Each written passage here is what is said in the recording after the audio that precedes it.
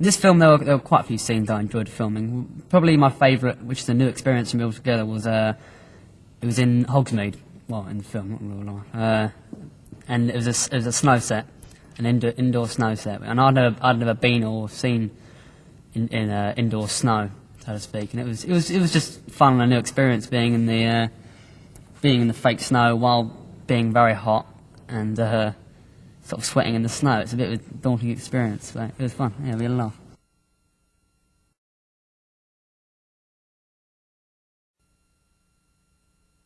Draco himself has matured slightly. He's still a very annoying, frustrating little child. But I think because of the scene in the second film where my dad and I are going in Borg and Burke's, actually got cut out in the final cut. But I think it explains a lot why Draco is acting like this to people who have popularity or people who have better things than him as such.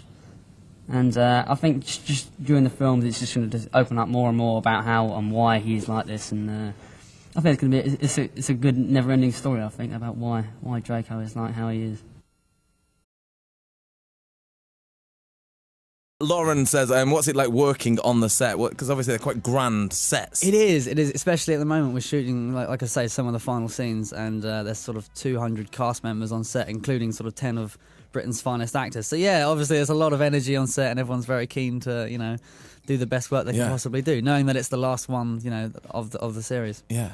How did you first get into acting? This is from, well, they didn't say actually, but can you say hello to their friend Sophie? Hi, Sophie. The question at hand. I did acting for just sort of fun, really, at drama clubs after school. I used to watch my brothers in like plays. They used to do like South Pacific and West Side Story, that sort of stuff. So yeah, I guess sort of watching that and just doing it for fun, really.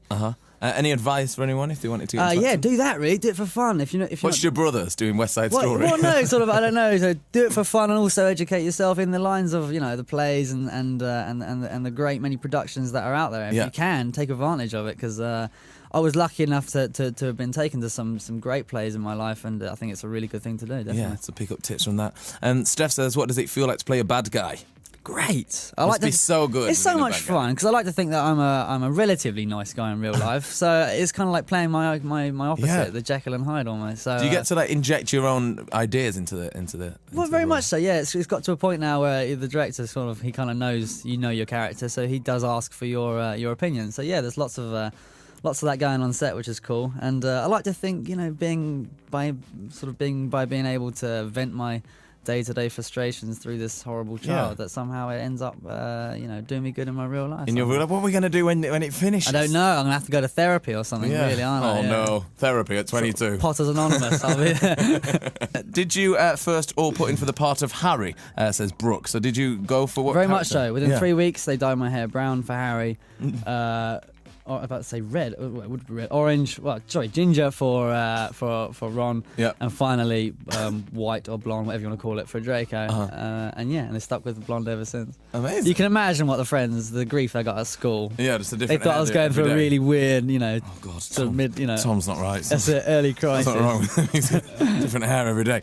Emily's got quite a good question. If you weren't doing Harry Potter or acting, what would you want to be doing with your life? Hard to say, really. I like to think myself as quite a creative guy, so maybe something even behind the cameras or something musically as well. I'm a big fan of music and all the stuff that goes with it. So yeah, just something creative, I think. Yeah. Right, we'll do a bit of gossip. We'll do this quick fire. What's the most embarrassing thing that's happened to you on set? Hard to say. Forgetting lines, I suppose. Is it? I was going to say, is that embarrassing? Because obviously a big budget film. If I did get annoyed. It's happened twice, really, in my time at Harry Potter. Once when I was about 13, and it was actually because I think I had braces in my mouth, and I couldn't, for some reason, couldn't get this line out. And it got me really upset by the end of it. And actually, the director came up to me and said, "Look, don't worry, we got it. It's all fine." They cut the line out of the film. It was never, because I could never utter the words out. And just recently, actually, on the last film with Michael Gambon, obviously he's Sir Michael Gambon, very respected, and I messed up the lines, and it cost us a few takes. And he said to me, and I said to him, I sort of apologise. I'm so sorry about doing this, the lines. And he said, "Oh, do you have any idea how much I get paid a week, keep messing the lines up if you can, kind of thing. So it was clear he didn't mind too much. So that pretty much alleviated any nervousness from the future. That was amazing. He is a great guy to shoot I am with, actually trying to buy a country house, so if you can just carry on messing up the lines till about June. Yeah, that's you about have it. a hefty deposit for it then. Who's most likely to forget their lines? Is it you? No, certainly not. It used to be Rupert, and it probably wasn't forgetting. It was probably more just laughing. He loved to laugh. I like to say we're all pretty professional. Very professional. There's not much forgetting going on. Good. What about like the final films? Are you excited about that? Do you know what your final line is going to be? I don't know. All I know is the very final scene of the very last book is 19 years on. This scene where we're all at the train station putting our kids on the Hogwarts Express. So I'm really looking forward to them aging me. Hopefully very Oh wow, that'll be respectfully. really fun. You should go home like that. It'd be pretty cool, wouldn't it? Hi, Mum. She'd be like, "It's grown this year." You look different. Yeah. About So, 19 I'm looking years forward old. to that. That should be fun.